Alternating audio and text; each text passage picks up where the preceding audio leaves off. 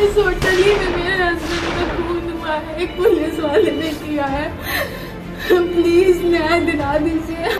जी आपसे मदद की वो हाथ लगे हूँ, प्लीज मुझे इंसाफ दिलाइए, मेरे छोटे से बच्चा है। गुंडागर्दी और धांधली की भी एक हद होती है, लेकिन गोरखपुर की पुलिस प्रमोशन के लिए इतनी उतावली हो गई कि आधी रात को गुरुग्राम से गोरखपुर घूमने आए एक शख्स को ठोक डाला।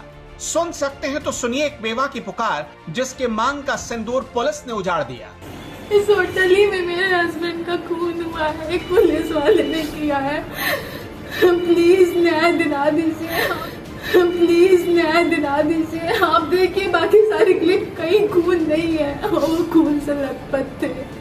स्लीपर नहीं हटाई गई, बाकी सब कुछ साफ कर दिया गया। हाँ, यहाँ पे जो पर्स था उनकी आइडेंटिटी थी वो भी साफ, यहाँ पे ब्लड पूरा बह रहा था, वहाँ तक गया। अगर इसमें क्राइम हो गया तो इसको सील करना चाहिए ना। नहीं तो सबूत कैसे? नहीं ऐसे कैसे सबूत मिटा दिए गए, हत्या यहीं पर हो गई है। चोर चोर मौसेरे भाई, एक पुलिस वाला को बचाने के लिए डीएम और एसपी बैटिंग करने लगे, सुहाग उजाड़कर उस महिला को समझाने लगे, दबाव बनाने लगे और चक्कर लगवाने लगे कि एफआईआर दर्ज ना हो सके। मुझे इस चीज का वीडियो चाहिए, मैं इनसे क्वेश्चन करूंगी, ये आंसर नहीं देंगे, जूम अप चाहिए वीडियो। मुझे पहला ये बात बताइए, अगर इन्होंने हत्या करी होती तो ये सीज होता थर्ड फ्लोर की। आप कृपया करके निष्पक्ष स्वतंत्र जांच करिएगा, इसके लिए मैं और कप्तान साहब स्वयं निगरानी करेंगे, ये मैं आपको आश्वस्त। मेरी बात इसमें रखिए, मेरा अनुरोध मान लीजिए, मैं आपको एक बड़े भाई के कानून जो है उस पर आपको विश्वास और हमें भी, ठीक है, हम दोनों लोग मानते हैं। ये अनुरोध करूंगा कि विश्वास को आप मैं भी विश्वास रखता हूँ कि एक बार मुकदमा होने के बाद आपको अंदाजा नहीं है, मुझे पता नहीं कि आपको प्रक्रिया पता नहीं, सालों तक कोर्ट में ये है कि उनका पहले से तो कोई झगड़ा था नहीं, वो गए थे वर्दी पहन के गए, मुझे बताया ना कि क्यों हुआ है, तो मैंने आपको दिया है, इसीलिए हम आपकी बात सुबह से सुन रहे हैं। मैडम ने मुझे कहा कि आप निलंबित कर दीजिए, मैंने कर दिया, और तब तक बाहर नहीं होंगे जब तक उनको क्लीन चिट ना मिल जाए, नौकरी में बाहर। मुझे नौकरी उनकी नहीं चाहिए भैया, मुझे उनको पूरी तरीके से नौकरी से हटाइए। मुझे या तो मुझे जान के बदले जान चाहिए, आप साफ सीधे समझिए। रिकॉर्डिंग गोरखपुर में एक होटल में 3 दोस्त एक साथ रुके। आधी रात को रूटीन जांच के नाम पर गोरखपुर पुलिस ने ऐसी गुंडागर्दी मचाई कि एक शख्स की जान चली गई। मनीष गुप्ता ने आधी रात को पुलिस की जांच का विरोध किया, इसी बात पर पुलिस वालों ने उनकी बुरी तरह पिटाई कर दी। उनके सिर पर बंदूक की बट से इतनी बार हमला किया गया कि सिर का एक हिस्सा धंस गया। यूपी सरकार की ठोको नीति वाली पुलिस और अधिकारियों की मनमानी देखिए, एक हंसते खेलते परिवार की खुशियां छीन ली और ऊपर से गोरखपुर के डीएम और एसपी परिवार पर मुकदमा वापस लेने के लिए दबाव बनाते रहे। अब सुनिए उस रात हुआ क्या था। आला हुजूर को बताना था, साहब हम भी एनकाउंटर कर सकते हैं, इसलिए मार डाला एक बेकसूर को। इस होटल ही में मेरे हस्बैंड का खून हुआ है, एक पुलिस वाले ने किया है। प्लीज न्याय दिला दीजिए, प्लीज न्याय दिला दीजिए। आप देखिए बाकी सारी क्लिप, कहीं खून नहीं है, वो खून से लथपथ थे। 2 दोस्तों ने भी बताया यहीं पे खून भरा हुआ था, होटल वालों ने सब साफ करवा दिया। प्लीज मदद करिए, मेरे पति को न्याय दिलाइए प्लीज। इसी गोरखपुर में घूमने आए थे 3 दोस्त, मनीष गुप्ता, प्रदीप सिंह और हरवीर सिंह। तीनों गोरखपुर के एक होटल में एक ही कमरे में रुके। आधी रात करीब 12:50 के आसपास पुलिस ने होटल के कमरे का दरवाजा खटखटाया। हरवीर ने दरवाजा खोला, बिना कुछ किए पुलिस ने प्रदीप और हरवीर का साइन ले लिया। उस वक्त मनीष गुप्ता सो रहे थे, लेकिन पुलिस वालों ने उन्हें जगाया तो मनीष गुप्ता ने इसका विरोध किया। मनीष गुप्ता ने कहा कि ये भी कोई वक्त है जगाने का, जो डॉक्यूमेंट चाहिए रिसेप्शन से ले लीजिए।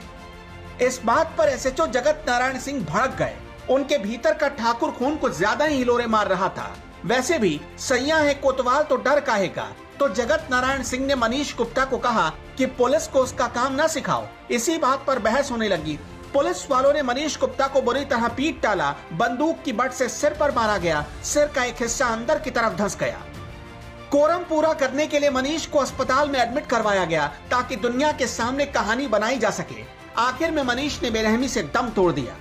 गुड़गांव हरियाणा से रहने वाला हूँ सर। हम अपने रूम में सो रहे थे, हम 3 लोग थे, मैं और Manish Gupta ji. Room number 512, hotel का नाम है कृष्णा पैलेस, सामने है सर। रात को जैसे ही हम सो रहे थे तो हमारे रूम की डोरबेल बजी लगभग 12:30 बजे। 12:30 बजे डोरबेल बजी तो गुप्ता जी और प्रदीप जी सोए हुए थे। मैंने गेट खोला तो वहाँ पे 5-7 पुलिस वाले और होटल पे जो रिसेप्शन पे लड़का था, नाम नहीं पता है उसका, वो अंदर बढ़े तो बोले कि भाई क्या नाम है, अपना वो दिखाओ, आईडी वाईडी दिखाओ, कहाँ के रहने वाले वगैरह वगैरह इस तरह से। मैं सर ठीक है आईडी वाईडी दिखा देंगे। आईडी दिखाई मैंने, अपनी दिखा दी, भाई की दिखा दी, क्योंकि भाई सोया हुआ था तो मैंने कि यार इसको लेके डिस्टर्ब करना है। मैंने इसके पर्स से निकाल कर आईडी दिखा दी। मैंने गुप्ता जी को जगाया, मैं गुप्ता जी आईडी मांग रहे हैं पुलिस वाले, तो आप दे अपनी आईडी दे दो। गुप्ता जी बोले कि भाई 12 बजे 12:30 बजे आप ये आईडी वाईडी क्यों मांग रहे हो, हम कोई मतलब हमें क्यों परेशान कर रहे हो, सोने दो ना आप, कोई टाइम थोड़ी है। और उसके बाद ये बोले कि इनका सामान चेक करो, सामान दिखाओ अपना। मैंने सर बैग भी खोला, अपना सामान चेक किया। मैं बोला मगर सर आप ऐसे बोल रहे हो हम कोई आतंकवादी है क्या? तो मुझे बोल रहा है कि तू फालतू बोल रहा है, ये है वो है, साला जाएगा ना तू जेल में। अंदर उन्होंने ड्रिंक की हुई थी सर, जहाँ तक मुझे लग रहा है, और तू अंदर जाएगा ना, एक रात रहेगा थाने में, तेरा अकल ठिकाने आ जाएगी। मैंने कि आप ऐसे कैसे थाने में लेके जा सकते हो? तो इतना कहने पर उन्होंने मुझे थप्पड़ मारने शुरू कर दिए। थप्पड़ मार रहे थे सर। उनका नाम JN सिंह था और SHO रैंक के थे, और उनके साथ एक मिश्रा जी, उनका अक्षय कुमार मिश्रा, और 2-3 पुलिस वाले और थे जिन्होंने गन भी ली हुई थी। उन्होंने सर एकदम से मतलब कि ताबड़तोड़ थप्पड़ मारने शुरू करे। मुझे कुछ समझ में नहीं आया। उन्होंने 2 पुलिस वाले जैसे ही बाहर से आए लिफ्ट के आसपास से, वो मेरे को पकड़ के बाहर ले गए। मैं नीचे लिफ्ट के पास खड़ा था, तब तक मैंने देखा कि गुप्ता जी को घसीट के लेकर आ रहे हैं, और लिफ्ट के बाहर से गुप्ता जी के यहाँ से सारा ब्लड बह रहा है। उन्होंने अपनी PCR में गुप्ता जी को डाला, पीछे मुझे बैठाया, मेरे को मारा, मेरे को पकड़ के बाहर ले, फिर गुप्ता जी को थप्पड़ मार रहे हैं। आवाज आई एकदम से गिरने की। आज एक बेवा पूछ रही है किसी में हिम्मत तो जवाब दो, क्यों मारा इसके पति को? 4 साल की मासूम बेटी पूछ रही है, क्या गुनाह किया था उसके पिता ने कि वर्दी के रौब के चक्कर में उन्हें मार डाला गया? ये पुलिस कहां बोलने वाली है? अरे जिस सिस्टम के सारे अधिकारी मिलकर इस बात पर अड़ गए हों कि कुछ भी हो जाए FIR ना लिखी जाए, वो क्या इंसाफ दिलाएंगे? वो तो सोशल मीडिया पर वीडियो वायरल हो गया तो पुलिस पर दबाव बढ़ा और आखिर में FIR दर्ज करनी ही पड़ी। लेकिन शर्मखोरों की आंखों में शर्म का रत्ती भर भी पानी नहीं बचा था। सुनिए। उन तीनों के खिलाफ, तो छहियों के खिलाफ सख्त से सख्त कार्रवाई चाहिए। सेकेंडली, हत्या का जो हम केस उन पर दर्ज करेंगे उस पर बहुत ट्रांसपेरेंसी होनी चाहिए, क्योंकि पुलिस है पूरे सबूत मिटा रही है। अभी भी हम होटल गए थे, उसमें वहाँ पे भी सबूत मिटा दिए गए पूरे।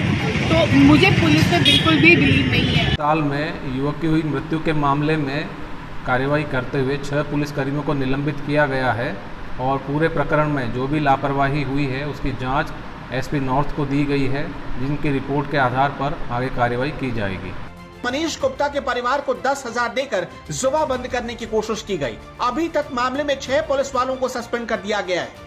सुबह सुबह समाजवादी पार्टी के अध्यक्ष अखिलेश यादव कानपुर मनीष गुप्ता के घर पर पहुंचे, लेकिन उनके पहुंचने से पहले पुलिस वालों ने पूरी कोशिश कर ली कि परिवार को कहीं साइड में ले जाकर चुप करा दिया जाए, लेकिन ऐसा हो न सका। सच्ची तस्वीरें दुनिया के सामने आ गई।